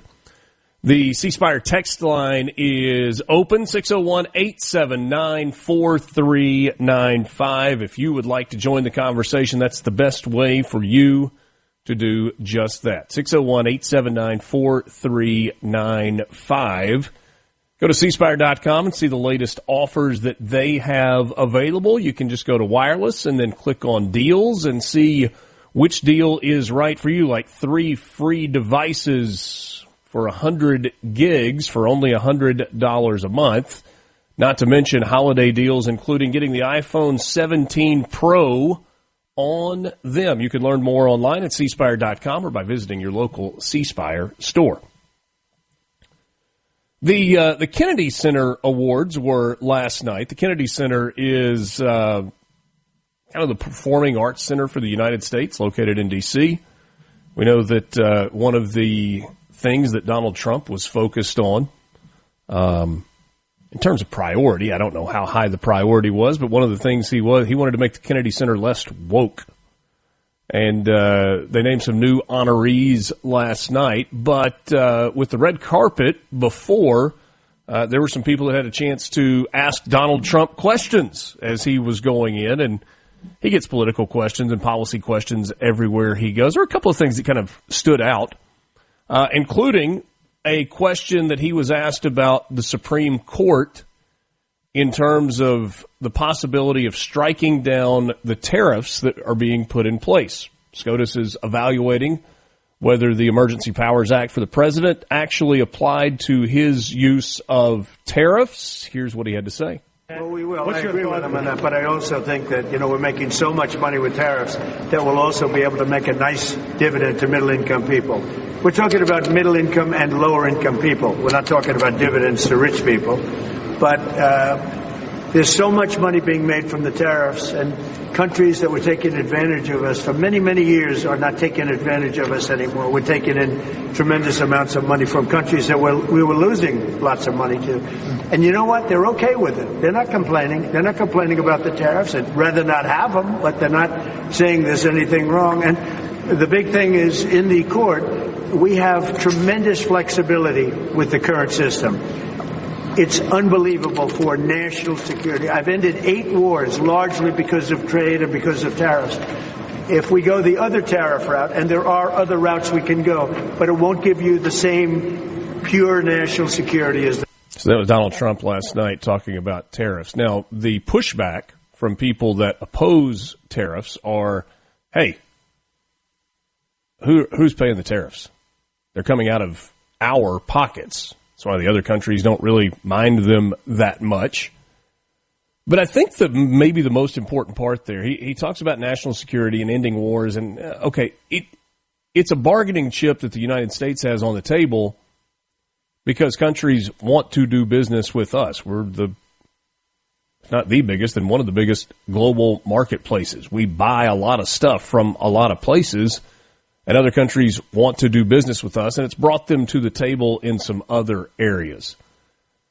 This was a question about Russia-Ukraine, and we continue to get reports about progress that is being made toward peace, and then kind of a stunning revelation from the president at the end of this clip talking about Volodymyr Zelensky, the president of Ukraine.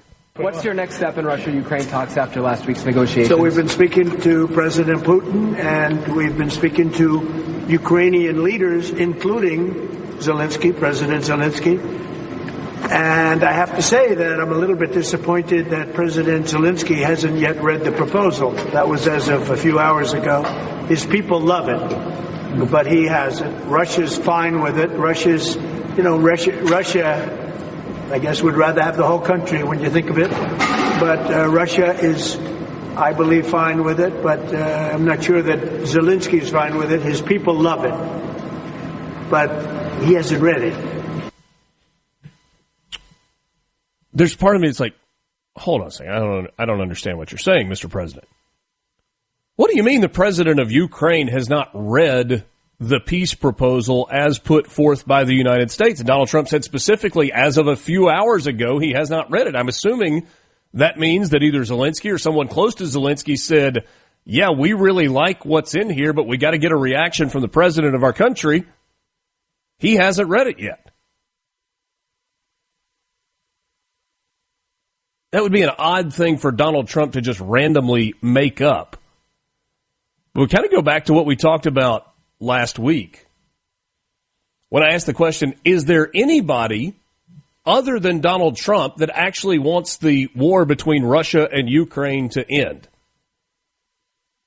You heard him say there with Russia, yeah, they're fine with it. The Ukrainian people apparently are okay with it. But Volodymyr Zelensky hasn't even read the proposal? Now, you have to take Donald Trump at his word there, and I understand that for a lot of people that's hard to do sometimes because they think he lies a lot. And sometimes he does. And he certainly embellishes a lot. But Lance, if that's true, that's kind of damning, isn't it? Yeah. 4 years in, and you're doing everything you can to possibly bring this terrible war to an end where a third of your country is occupied by Russia, and the president of Ukraine who is basically circumvented any elections, yes, is sitting there going, nah, I don't think this is that important right now. Well, and there's something to that, right? I mean, the end of this war will bring new elections in Ukraine, and Volodymyr Zelensky will no longer be the president in that country. And on top of that, and I don't want to get long-winded, but the corruption scandals that are surrounding him will open him up to a lot of scrutiny, I would imagine, if he's not the president. Wonder what the pardon system is like in Ukraine. Can he preemptively pardon himself from any wrongdoing on his way out? That is a really good question. I wonder what kind of auto pen he has. And then one more from President Trump. He was asked again about Canada and whether or not negotiations are going to be restarted with Canada in terms of trade relationship. Thank you.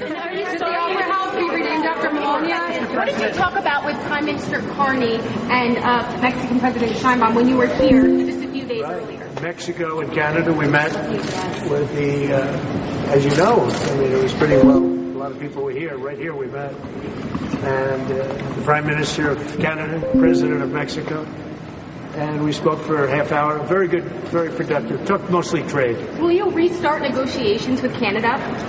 Oh, look, I have a great relationship with Canada. They're very tough traders, but I have a very good relationship with the Prime Minister and with Canada. And you had said you would halt those negotiations earlier after the tariff. Well, I have halted them. And so will you restart them? Yeah, we'll see. I mean, the problem is Canada makes a lot of things that we don't need because we make them also.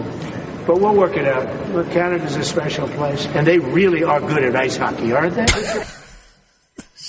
The problem with Canada is they make a lot of stuff that we don't actually need. Although there are some things that they make that we do seem to need as well, particularly in the building supply space. So who were the honorees last night at the Kennedy Center? A little bit different group. Donald Trump did not call on a comedian or a television star to host the event. He is, what title did he give himself? Executive Director of the Kennedy Center or whatever it is. The Kennedy Center honors went to Sylvester Stallone, Kiss, Gloria Gaynor, Michael Crawford, and George Strait. Legendary in so many ways, Donald Trump said about that group. Since returning to office in January, Trump has made the Kennedy Center, which is named after former President John F. Kennedy, a touchstone in the broader attack in woke American culture. Said Saturday that he was hosting, quote, at the request of a certain television network, close quote, and then predicted that the ratings for the Kennedy Center honors would be the best that they had ever been. Broadcast is scheduled for December 23rd on CBS and Paramount Plus. Trump appeared on stage 3 different times to open and close the show and after intermission as well. Talked about each artist and pre-recorded videos that played before their tributes as well. Are Schiff and Swalwell finally in trouble? We'll take a look at this when we come back. Mornings with Richard Cross, Super Talk, Mississippi. From the Venable Glass Traffic. Ticks each morning. Mornings with Richard Cross, Super Talk, Mississippi.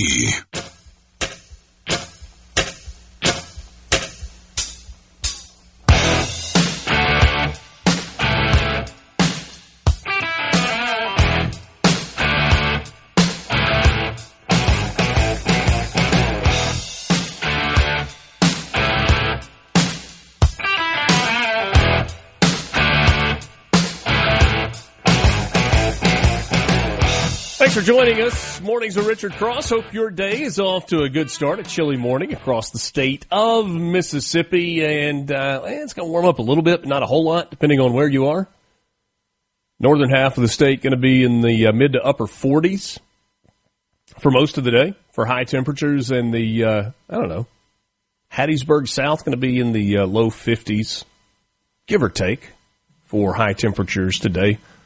Most of Mississippi dealing with wind out of the north, which is going to make it feel cooler throughout the course of the day.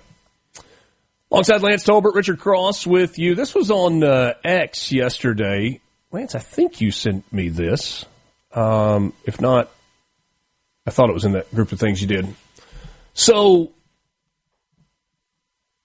we know, there's enough evidence out there that Adam Schiff and Eric Swalwell are at best shady.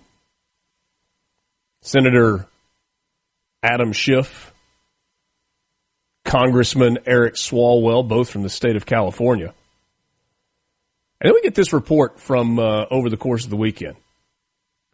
The former intelligence leader from Venezuela, Hugo Carvajal, has confirmed that these two American congressmen, Senator Schiff and Representative Swalwell, are two of the top names on the Venezuela list of U.S. politicians that are receiving millions of dollars in kickbacks from the Maduro regime and Venezuelan drug trafficking organizations in exchange for using their official power as a means of undermining the Trump administration's ongoing war against the narco-terrorists.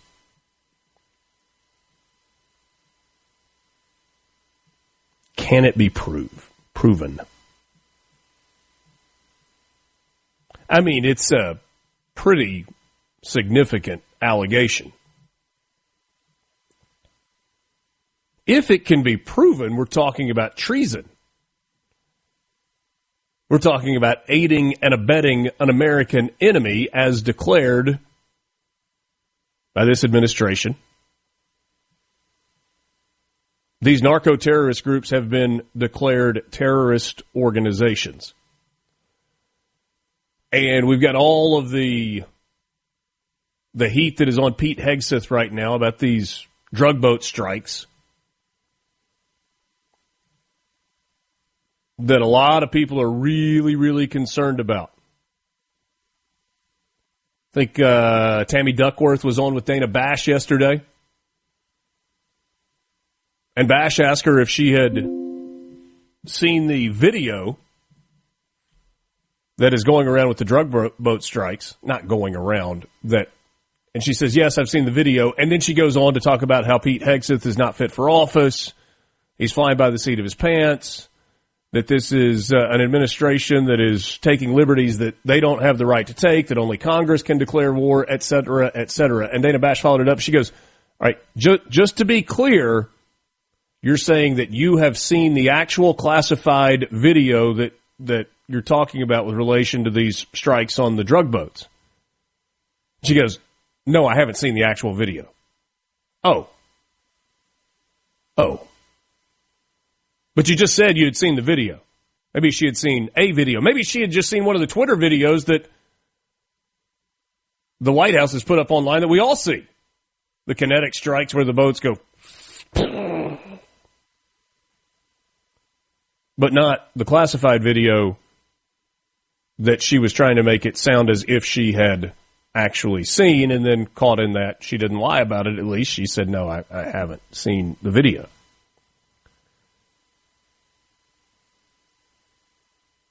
Doesn't this fall now at the feet of Pam Bondi?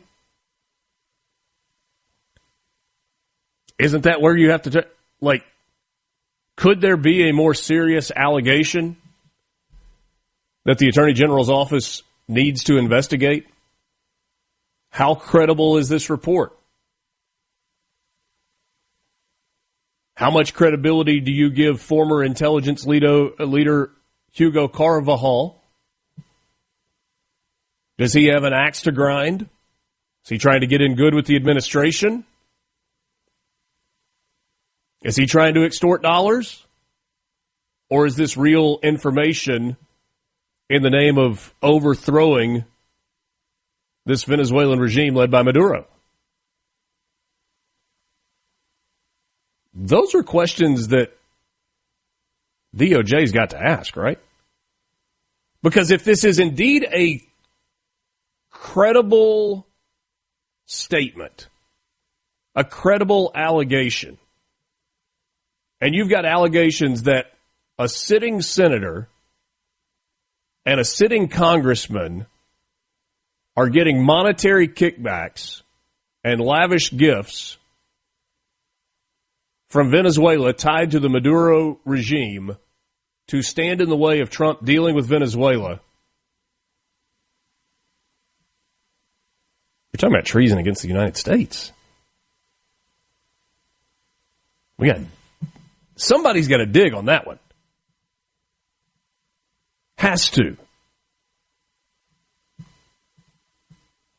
You can join the conversation on the C Spire text line, 601-879-4395. Again, 601-879-4395. cspire.com. C Spire, customer inspired.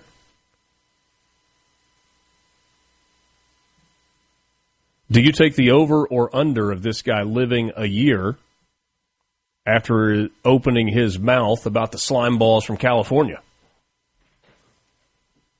That's a reasonable question. That is a great question. Jay says that he has enjoyed the show in the time since I've taken over for Paul, and says thanks for being part of the morning routine. Jay, thank you. That means a lot. I appreciate that very much, and I appreciate your and others' willingness to let me be part of your morning routine. I have a question for you. Tell it.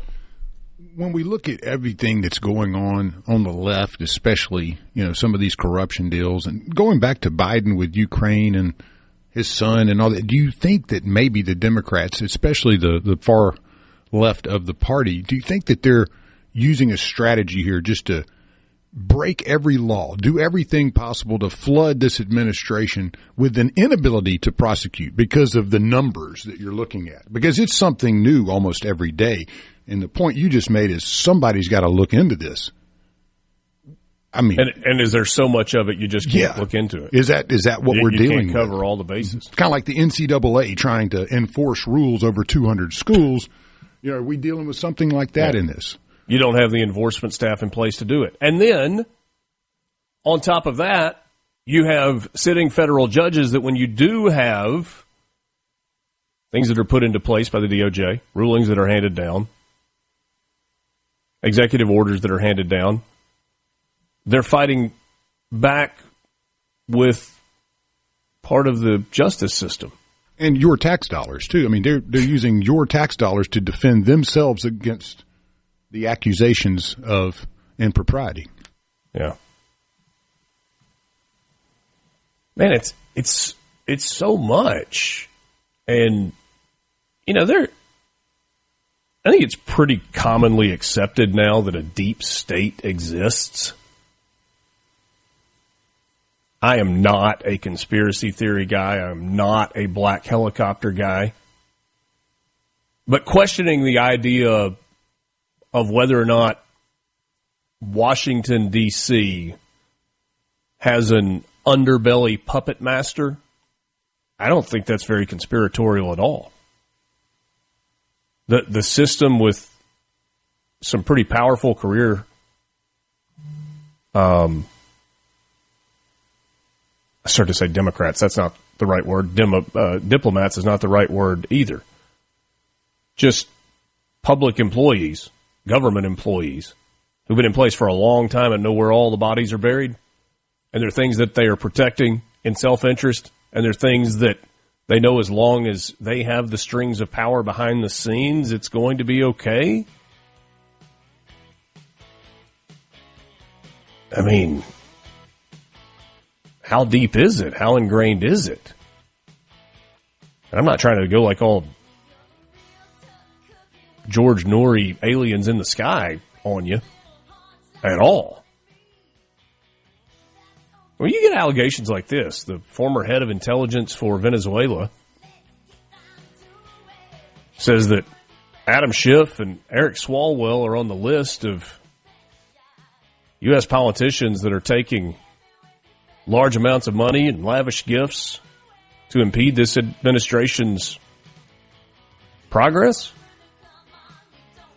I mean, what's the point in what Trump's doing with Venezuela? He's trying to stop the flow of illegal drugs into the country, which seems kind of noble. From the Seabrook State. Good morning, everybody. Time to wake up. Time to shine! Start your day right. Mornings with Richard Cross on SuperTalk, Mississippi.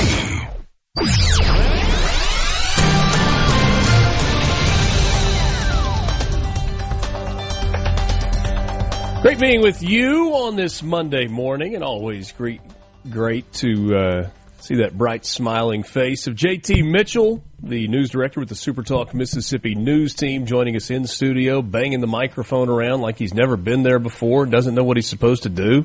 Good grief. It's a Monday, Richard. Get it together, JT. Get it together. Oh, Richard. Hey, before we jump into some headlines, breaking in just the last few minutes, and we will talk about this in much greater detail tomorrow. According to sources tied to the administration, President Trump is planning the aid package for U.S. farmers. It's going to come in an announcement this afternoon, planning a $12 billion aid package for U.S. farmers who have struggled to sell crops while getting hit by rising costs after the president raised tariffs on China as part of a broader trade war. According to the official who was granted anonymity to speak ahead of the planned announcement, Trump will unveil the plan this afternoon. Farmers have backed Trump politically, but some of his aggressive trade policies and frequently changing tariff rates have come under increasing scrutiny because of their impact in the agricultural sector. That clearly is a very, very big story here in the state of Mississippi, where agriculture is such a large piece. When we visited with Andy Gibson last week, Secretary of Agriculture and Commerce, he alluded to the fact that an announcement was coming this week, he thought, from the president with regard to an aid package for farmers. So $12 billion, the reported number. That's significant. That is significant. And as a lot of the listeners may remember, we actually got the chance to interview Brooke Rollins a few months ago. And she didn't know at that point that this would be happening now. But she did say that there is some relief in the chute that they're working on for farmers. And in a state like Mississippi, you got a lot of people who need that relief right now. And I know you've had conversations with Andy Gibson, Mike McCormick, etc. Farmers are in a difficult position. They absolutely are. It's real. And it's less about prices related to selling the product than it is, like, you can handle some of those issues if it doesn't cost so stinking much to get the crop in the ground and out of the ground. The input costs are just staggering, from equipment to chemicals to seed and fertilizer and all of the things that labor, fuel, all the things that go into it, really making it tough to make ends meet. I mean, you hit the nail on the head. It was a tough economic year. It's been a tough group of years for farmers. You know, crop prices, weather disruptions, high costs for fuel, labor, equipment, the list goes on. And with the tariff situation, you know, my eyes were opened up to how it kind of works when McCormick came on one time. And he said a lot of people don't realize that during the manufacturing process of that tractor or of that engine, it's going across the Canadian border and back across the U.S. border, or that northern border, I should say, 5, 6, 7 times. And that's 5, 6, 7 tariffs. And where do you think the cost of those tariffs ends up seeping down to? The consumers. Yeah. And so I'll look forward to seeing that announcement today to see what all it has. Yeah. And understand this is an aid package. This is not a new farm bill. Right. And we're, 3, 4 years? 6 years removed from the last farm bill that was passed by Congress. That's right. Great. Way to get up there and get stuff done. Sorry. Man, it was a sports-heavy weekend, JT. We were going through some of our sports update this morning, and we needed an hour instead of 11 minutes. Yeah, luckily there's 3 hours later today, 3 to 6, Sports Talk Mississippi. Because seriously, I mean, there is so much to cover. I don't think any of us could have predicted that Mississippi State would end up in a bowl game, but they did with a 5-7 record. And so since they made it, It is the first time since 2022 that Ole Miss, Mississippi State, and Southern Miss will all be in the postseason, which is great. Of course, Southern Miss over the weekend did lose Charles Huff as their head coach. Right. I had some sources tell me, I believe it was Wednesday or Thursday, that he had been made a finalist for the Memphis job and that they were leaning towards him. An announcement could come any day. Those same sources informed me Saturday morning that he's gone. And sure enough, he released a statement last night. You and Pete Thamel. Yeah, one has a bigger following, though. Sure enough, last night, Charles Huff released a statement and, pretty much said everything you can, that this was a great year. I appreciate Southern Miss, but I'm going to Memphis. Yeah. And he will not coach in the New Orleans Bowl against Western Kentucky. It will be Blake Anderson, the interim coach, who's also, from what I've heard, going to be considered heavily to be the next head coach. Jeremy McClain said that that search is underway. We got a question earlier, like, hey, why would you leave Southern Miss for Memphis, or is it a better opportunity? There are a lot of people that say the best group of 6 job in the country is the Memphis job. Some would point to Tulane as well, but the people that would argue for Memphis over Tulane say that you don't have some of the academic hurdles that you have at Tulane. Yep. When you're in the Memphis job, and Memphis is the most well-funded group of 6 program in terms of revenue sharing and also their NIL capabilities. And it's a place that, based on his track record, you feel like Charles Huff will win. And he will. Charles Huff is a phenomenal coach. He has a phenomenal energy and transparency when it comes to coaches. I had somebody ask me as well, is that not a lateral move? It's not quite lateral, don't get me wrong, but it's not a straight-up move. If you can see what I'm doing with my hand on SuperTalk TV, it's more of a diagonal-up move. Yeah. But it is. It's a better move. Memphis has an NIL. Just more resources. That's more, right. More exposure. Memphis's NIL budget this past season was 8 times more than Southern Miss. A lot of people don't think that Memphis is just flooded with money, but they support their athletics better than any group of team. Absolutely. Hey, but we can't forget, and I don't know how much y'all touched on this, but the high school football championships. Whoa. Lance just sent me this, and I saw something on this. Will Hall, former head coach at Southern Miss, who was an assistant on the Tulane staff this year, according to reports, is expected to be the new head coach at Tulane.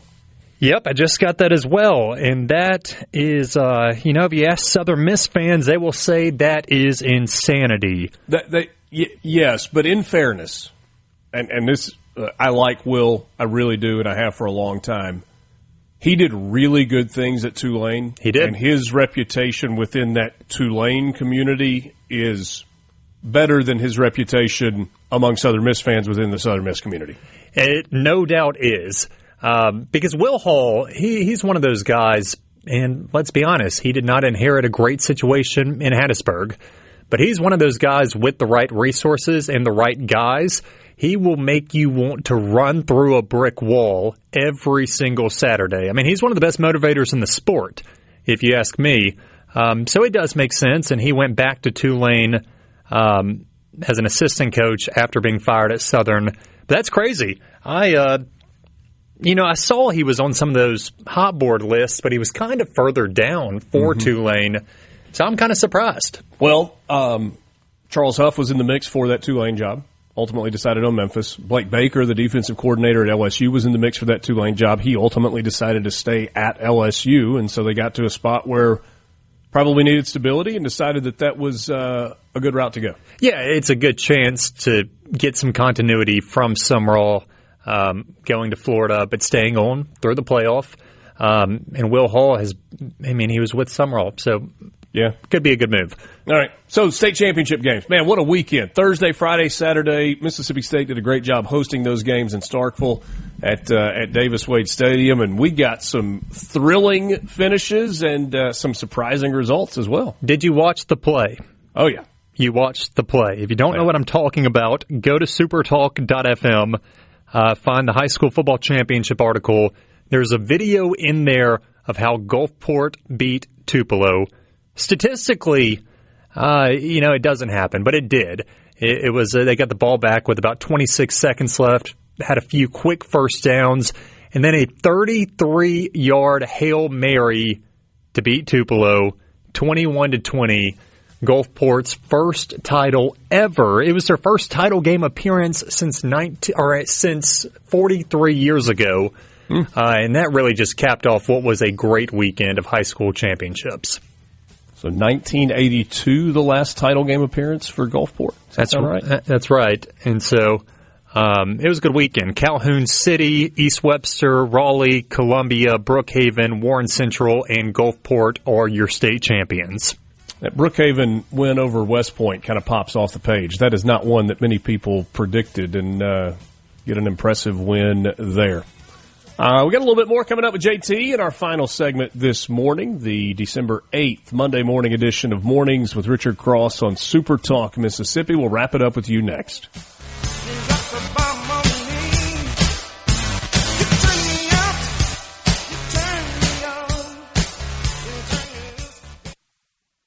From the Venable Glass Tractor. The sun is up, the coffee is on, and you're starting your day right. Mornings with Richard Cross here on Super Talk Mississippi.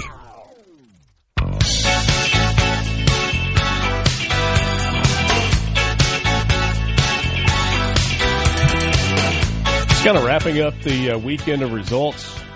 Basketball's not been very good so far for Mississippi State and Ole Miss. Ole Miss has dropped 4 in a row, including a loss to St. John's at Madison Square Garden on Saturday night. Mississippi State is now 4-5 overall, and they lost to the Dons of the University of San Francisco yesterday in a game that they played in Tupelo. So, two basketball programs going to try and figure things out in a hurry because it is not going well right now. I was not shocked that Ole Miss lost to St. John's. By the way, how cool would it be to play in the Garden? Mm-hmm. I was shocked that State lost to San Francisco. Yes, agreed. But next action for Ole Miss, they will play Southern Miss on the coast on Saturday afternoon, and Mississippi State will play Utah. I don't know if that's in Salt Lake City, so kind of a neutral site, but not really. That is coming up on Saturday night. And Southern Miss this week was tied with Miami at halftime. Ended up getting beat pretty bad, but they may be formidable. Yep. We're getting close to the session, the legislative session. Less than a month now. We talked last week a little bit about that deer harvest bill that is one of the things that is going to be coming to the floor this year, we think. Another, JT, is the spending of the remaining BP oil money that goes to the Gulf Coast, that Gulf Coast Recovery Fund. And we talked about a couple of weeks ago the MDA report. It's kind of the report is from MDA, but Bill Cork is the executive director of MDA, is appointed by the governor, and so even though that doesn't come directly from the governor's office, you can believe that Tate Reeves was on board with the recommendations from MDA to the House and the Senate. And specifically, their recommendations were, we're not saying these aren't worthy projects, but we want you to stop focusing on local projects, county projects, city projects, and we want you to focus on regionally significant projects that will help with the overall goal of this gubernatorial administration, which is bringing big economic development projects to Mississippi. Yeah. Is that a fair summary? I feel like that was wordy, but... no, I think it's fair. Okay. And some more background is I know the BP oil spill happened 15 years ago. Kind of hard to believe. Yeah. Mississippi was one of the states that received a bunch of money for BP spilling a bunch of oil into the Gulf Coast. Mm-hmm. And, you may naturally think, how is there still money left? Well, that's just how lawsuits and the government, especially when combined, work. That's just where we're at. And there's still money because it was written up where it would be on a rollout basis, especially the economic damages portion. There's still in excess of $250 million that lawmakers can write checks for through 2033. And, it is a lot. It's a very complex situation. But the way it works, at least from how I understand it, is the Gulf Coast Restoration Fund was created to help advise where the money would go toward. They came out with their recommendations and included 16 or so projects, and then they turn it into the Mississippi Development Authority. Now, MDA's advisory board, they provide their own score sheet, their own rankings of the GCRF's projects. And then they send it to the legislature, who I must reiterate, because a lot of people don't understand this, lawmakers have the final say. They can tell all of the preemptive process and review boards that we don't care. We're not doing that. We're going to do this. But typically they do listen. But this time around, MDA pretty much just pulled out the red pen on GCRF's recommendations and only kept 3 of those 16 projects and said, hey, when we got this money, we said we wanted to use it in a transformative manner.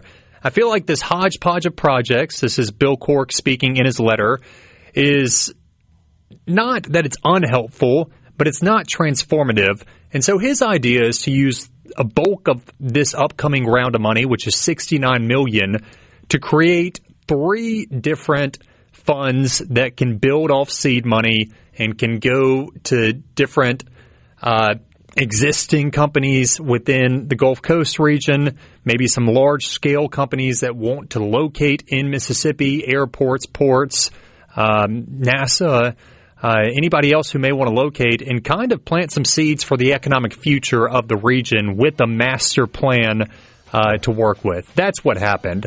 The lawmakers will get the final say. Heavy emphasis on infrastructure for major defense and petroleum-related projects. That's right.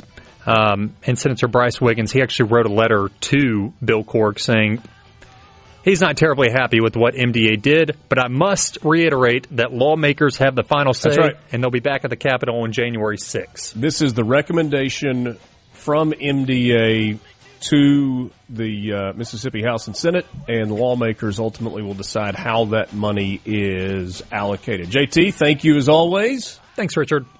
Thanks, Lance. Hope you have a great day. We wish you a wonderful Monday as well. Back with you tomorrow morning on Mornings with Richard Cross. A SuperTalk Mississippi media production.